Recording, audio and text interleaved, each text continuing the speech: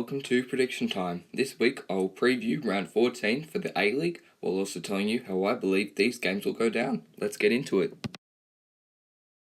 Today we've got Brisbane Roar hosting Melbourne Victory. Although the Brisbane Roar have recently been playing better than they have earlier this season, Brisbane still haven't won in 9 games.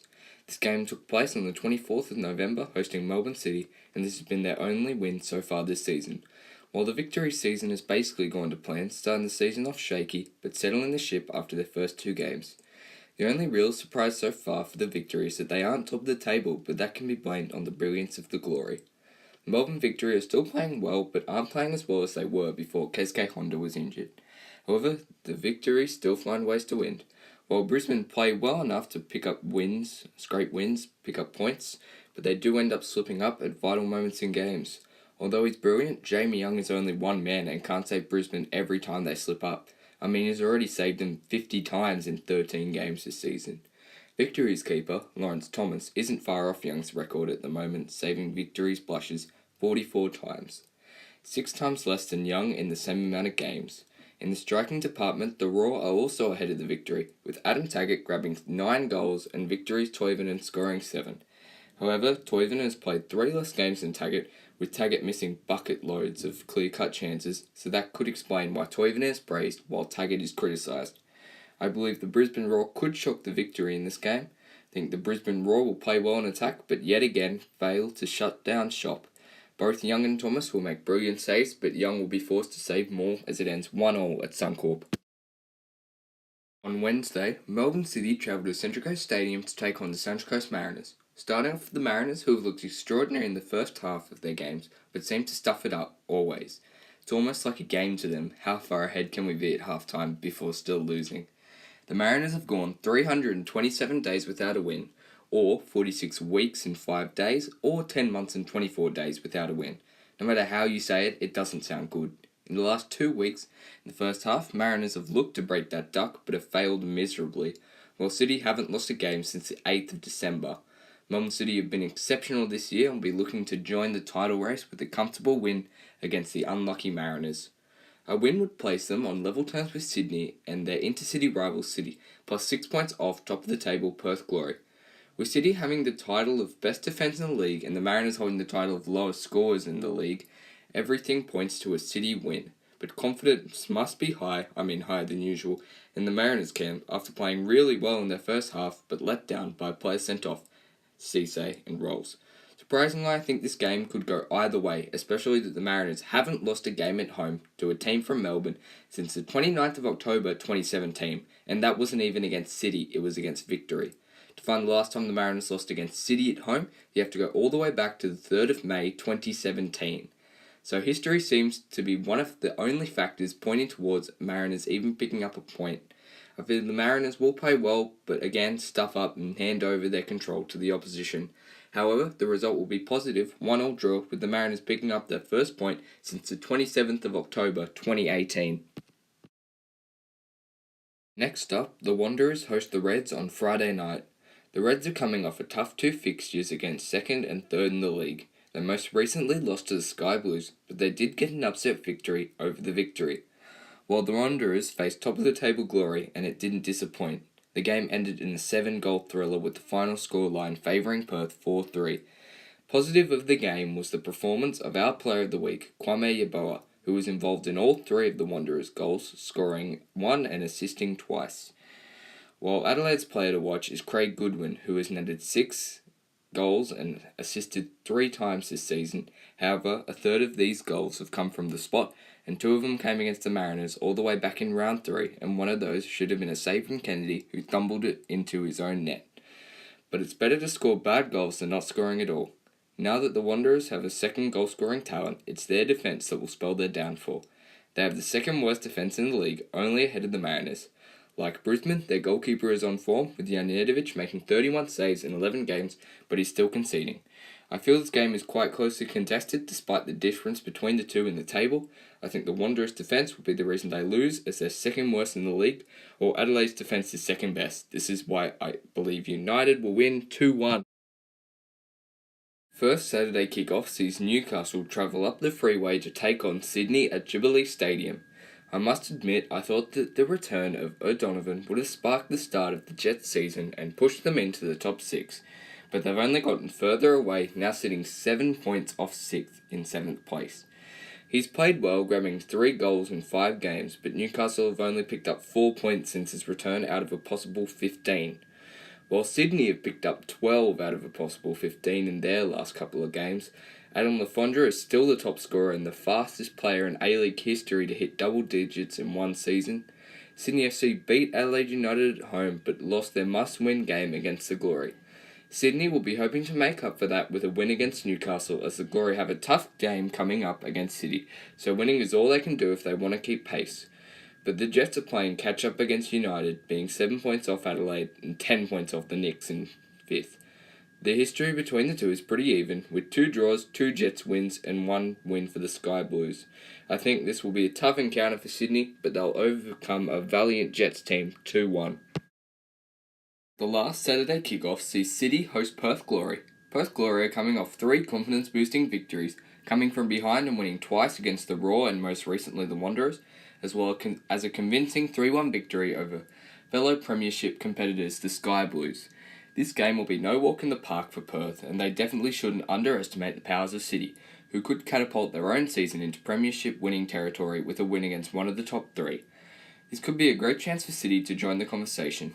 I think both teams will have mounting pressure on them, as City want to be one of the big 3, while Perth Glory will know the Sydney result right before they play. This could really damage Perth if Sydney beat Newcastle, as they will have all the pressure knowing a loss would turn the contest into a 4-horse race for the Premiership. So a lot of pressure on both teams, but another interesting stat is that this game will see the best defence in the league take on the best attack. What happens when an unmovable object meets an unstoppable object? Well, I think the immovable object will get a 2-2 draw, making the title race interesting, but still keeping Perth a fraction ahead of the pack.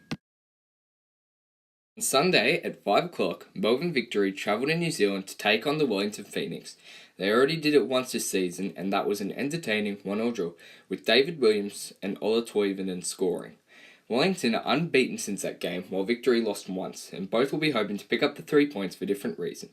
The Melbourne Victory will already know how Perth and Sydney went this round before they play, and no matter what the result is for both teams, they know they must win to keep pace with tabletoppers Perth.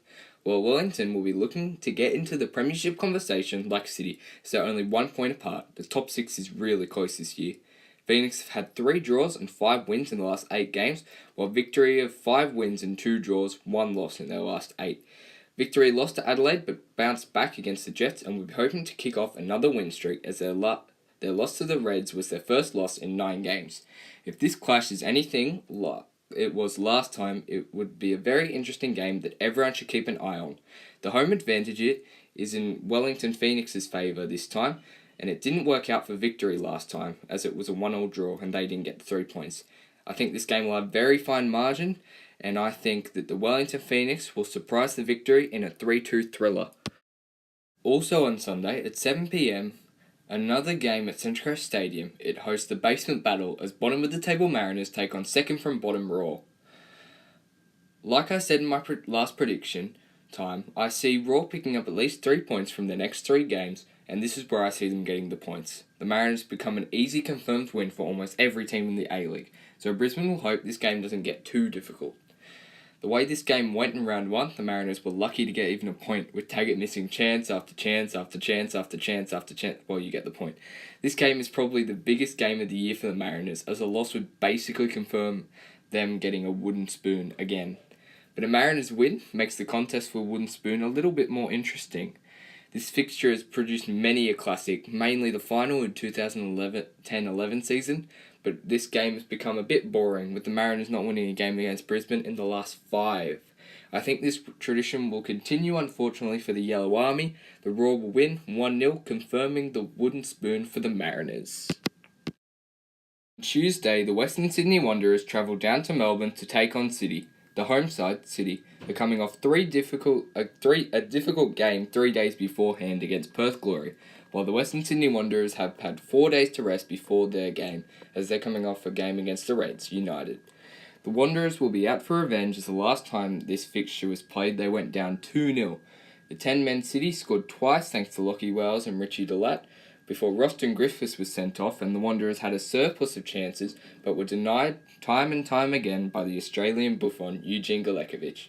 This game has been very close in the last 5 meetings, with 2 wins for City and 2 wins for the Wanderers, as well as 1 draw. Kwame Yeboah will be looking to revitalise the Wanderers' season, while Melbourne City are just looking to maintain the form they've had this season. It's surprising to see that Melbourne City could win the Premier's Plate. They definitely aren't as great as Perth, Victory and Sydney. So even though they aren't as good as Perth, Victory and Sydney, I think that they'll finish off Western Sydney Wanderers again 3-1. On Wednesday, Sydney FC travel across the ditch to take on the Wellington Phoenix. The Wellington Phoenix have continued their unbeaten run, for now, and will be coming off a game against Melbourne Victory, while Sydney are coming off a game against Newcastle. Sydney will be looking to get some revenge as the Knicks beat the Skyboys 3-1 in Sydney's own backyard earlier on this season. That win was the Knicks' first win against Sydney in 5 meetings, with 1 other draw and 3 Sydney wins. Looking at the quality of the teams, it appears that a Sydney win is on the cards, but the form would point towards a Phoenix win. Roy Krishna, who scored twice in their 3-1 win against Sydney, has scored a brace in his last 2 games. That amounts to 4 goals in the last 2 games. Roy Krishna finds himself second in the top scoring charts at the moment. He's behind Lafondra by 2, so another brace would help level the charts.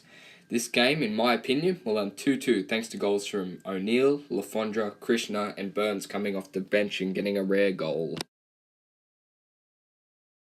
Now on to the derby that's overshadowed every year by the Melbourne Derby and the Sydney Derby. I'm talking about the F3 Derby between the Newcastle Jets and the Central Coast Mariners. Newcastle will be coming off a tough game against the reigning premiers Sydney, while the Mariners are coming off a basement battle against Brisbane, where they will more or less learn whether they've won the wooden spoon or not again.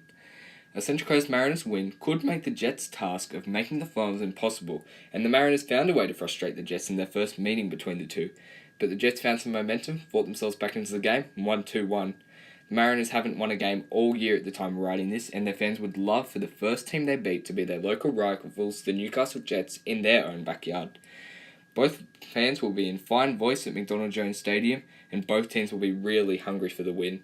And I'm going to go with an upset here. I think it'll be a quite entertaining 3-2 Central Coast Mariners win. Last but certainly not least is the game of Perth Glory and Adelaide United. United travel to Perth Glory as the underdogs, unsurprisingly. Adelaide United are good, but Perth Glory are better. Perth Glory sit top of the league, 6 points clear, are the highest scoring team, have the 3rd best defence in the league, and the best conversion rate, shots to goals, in the league. Perth Glory have only lost once all year, and in that game it should have been a draw, but controversy ruled out Perth Glory's late equaliser. Unfortunately, I'm not giving much hope for Adelaide, to be honest. Perth have already disposed of Adelaide in a comfortable away win.